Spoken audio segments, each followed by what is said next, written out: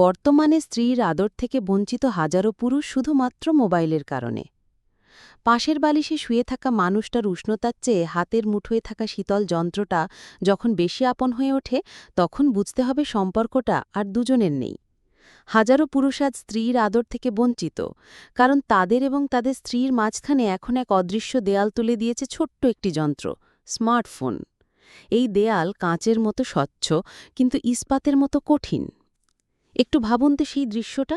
স্বামী সারাদিনের খাটুনির পর বাড়ি ফিরেছে একটু শান্তি আর ভালোবাসার খোঁজে। সে চায় তার প্রিয়তমা স্ত্রীর হাসি মুখ দেখতে, দিনের গল্পগুলো শুনতে। কিন্তু ঘরে ঢুকেই সে দেখল স্ত্রী সোফায় বসে আছে ঠিকই, কিন্তু তার পৃথিবী জুড়ে তখন ফেসবুকের নিউজ ফিড। চোখ স্ক্রিনে আটকে আছে, আঙুল চলছে দ্রুত গতিতে। কোন সেলিব্রিটির ঘরে কি হলো, কোন নায়িকার নতুন পোশাক, বা কার সাথে কার বিচ্ছেদ হলো, এইসব অপ্রয়োজনীয় তথ্য তার কাছে স্বামীর উপস্থিতির চেয়েও বেশি গুরুত্বপূর্ণ হয়ে উঠেছে। স্বামীর ক্লান্ত স্বরের "কেমন আছো?" প্রশ্নের উত্তরে সে হয়তো না তাকিয়ে একটা দায়সরা জবাব দেয়, হুম, ভালো। কিন্তু তার মনোযোগ কেড়ে নেয় অন্যের সাজানো সংসারের ছবি, অন্যের দামি উপহার, সুন্দর ঘোরার জায়গার ছবি দেখে নিজের অজান্তেই সে এক অদৃশ্য তুলনা শুরু করে দেয়। তার মনে হতে থাকে, আমার জীবনে তো এসব নেই।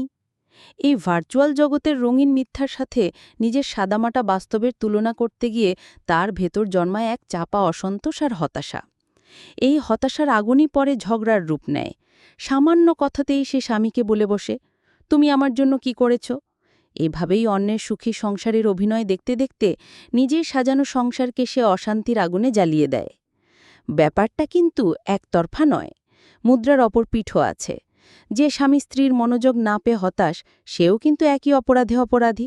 ঘরে ফিরে স্ত্রীর সাথে দুটো কথা বলার পরিবর্তে সেও ডুব দেয় তার মোবাইলের জগতে। তার স্ক্রিনে তখন ভেসে ওঠে বিভিন্ন স্বল্পবসনা নারীর ছবি আর উদ্দীপনা ভিডিও। এই ভার্চুয়াল জগতের সহজলভ্য উত্তেজনা তার মস্তিষ্কে এমনভাবে প্রভাব ফেলে যে নিজের স্ত্রীর প্রতি তার স্বাভাবিক আকর্ষণটাই নষ্ট হয়ে যায়। উত্তেজনার পারদ ভার্চুয়াল জগতেই খরচ হয়ে যায়, ফলে বাস্তব জীবনে স্ত্রীর কাছে আসতে তার আর কোনো ইচ্ছেই কাজ করে না। স্ত্রী হয়তো নিজেকে সাজিয়ে স্বামীর জন্য অপেক্ষা করে, কিন্তু স্বামী তখন হট মডেলদের ছবিতে লাইক দিতেই ব্যস্ত। ফলাফল, একই ছাদের নিচে একই বিছানায় শুয়ে থেকেও দুটি মানুষ যেন দুটি বিচ্ছিন্ন দ্বীপ। তাদের মধ্যে কোনো কথার সেতু নেই, নেই কোনো স্পর্শের উষ্ণতা। ভালোবাসাটা এখন লাইক, কমেন্ট আর শেয়ারের ডিজিটাল সংখ্যায় পরিণত হয়েছে। যে সময়টা একে অপরের চোখে চোখ রেখে কাটানোর কথা ছিল, সেই সময়টা কেড়ে নিচ্ছে মোবাইলের নীল আলো।